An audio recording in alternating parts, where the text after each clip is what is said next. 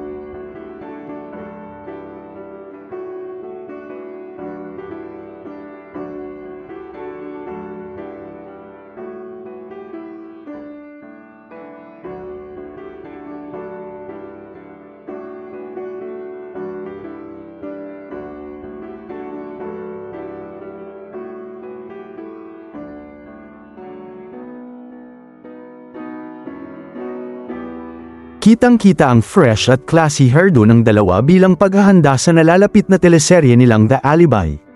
Super ganda ni Kim Chiu sa kanyang clean, layered haircut na lalong nagpalutang sa kanyang natural na kagandahan.